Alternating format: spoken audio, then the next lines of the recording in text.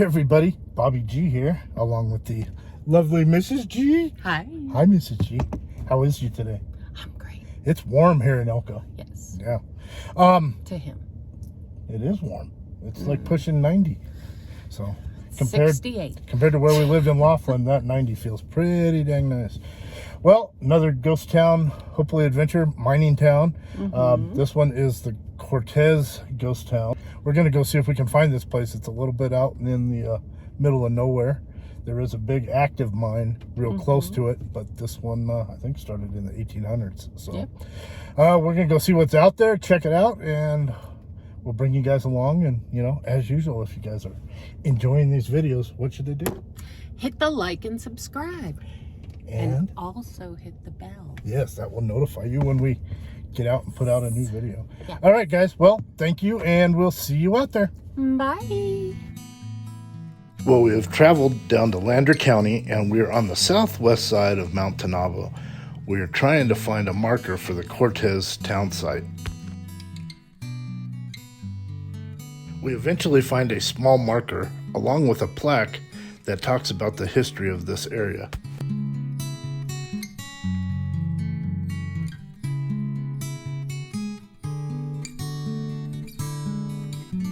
As we head down the road, we come across another marker having us make a right turn, and we start heading right towards the base of Mount Tanaba. If you decide to come looking for this ghost town, I would recommend you bring four-wheel drive because some of the roads do get rough. As we start getting close to the town site, the first thing we notice is the remains of this old adobe building. We have to stop and check this out.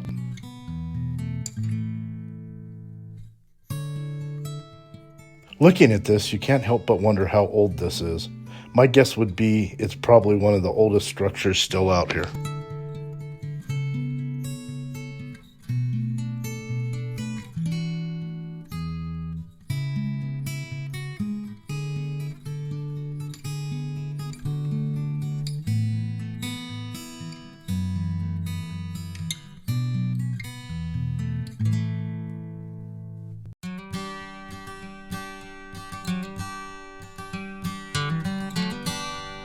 As we continue down the road, we start to notice a few other structures, and we are looking forward to stopping and exploring these places.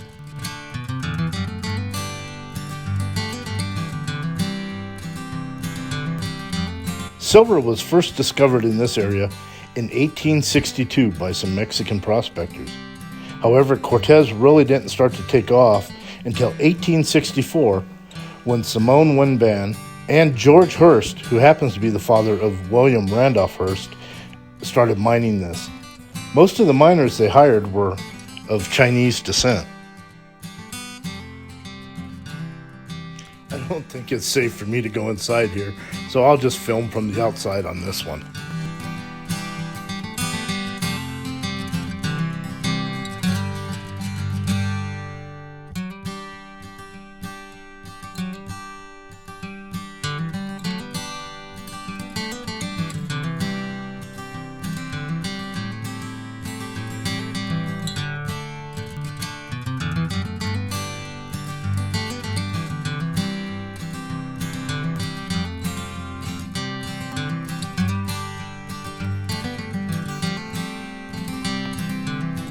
One thing I've noticed in most of the ghost towns I've visited is they all seem to have giant piles of tin cans.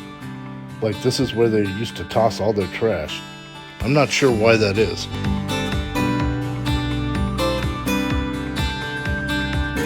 In its prime, in the late 1800s, Cortez had over 400 people living out here and working the mines, of course. There were saloons, stores, post office, and of course, brothels.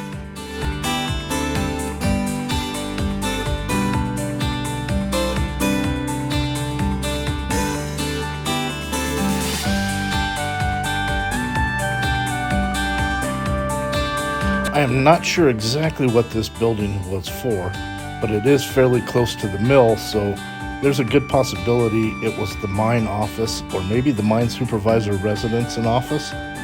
I can't help but wonder if that table was from back in the day, still sitting in here.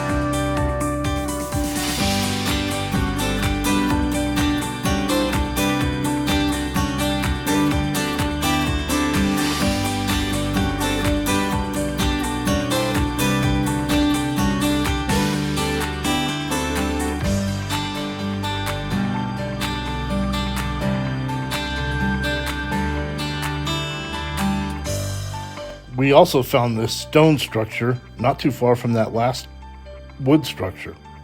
You can only imagine all the work that went into putting all these rocks up and cutting them to fit.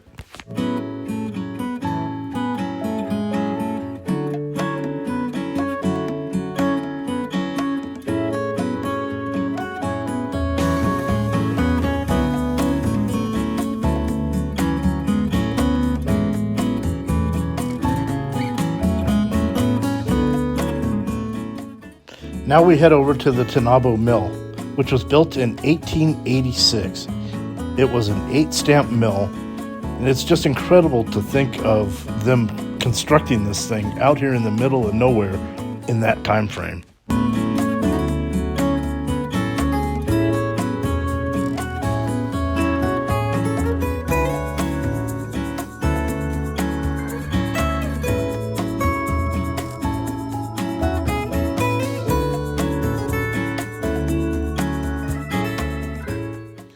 This is the only photo of the Tanaba Mill that I could find from back when it was in use. These are Buckner rotary furnaces. They are monstrous. One of them has been partially disassembled, the other one's still pretty much intact. I can't even comprehend how did they get these things out here. Such huge pieces of steel out here in the middle of nowhere. Now, the Tanaba Mill actually burned down in 1915, and this is what is left. There was another mill, from what I understand, placed further up the mountain, but that one is not accessible. I tried to get Mrs. G to go inside there and take some pictures for me, but she wouldn't have anything to do with it. What the hell?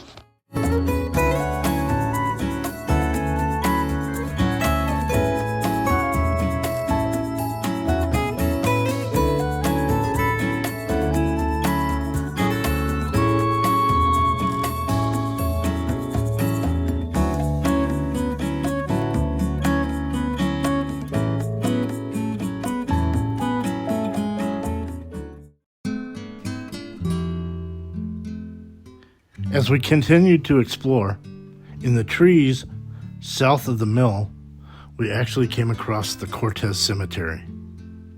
Now, we didn't even know this was here. There's several unmarked graves. There's a lot of graves from children and, of course, miners.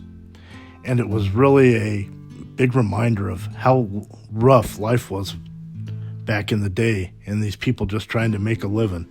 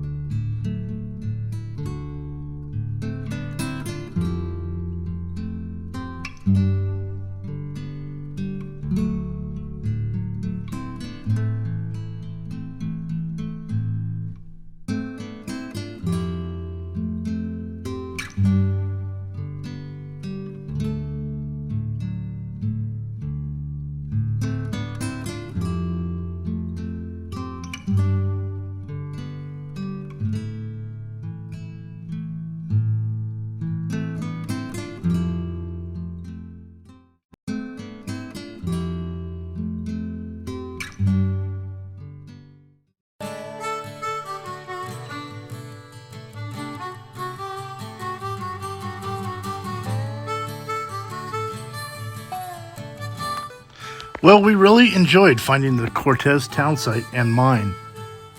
I hope you enjoyed coming along with us, and hopefully we see you on the next one.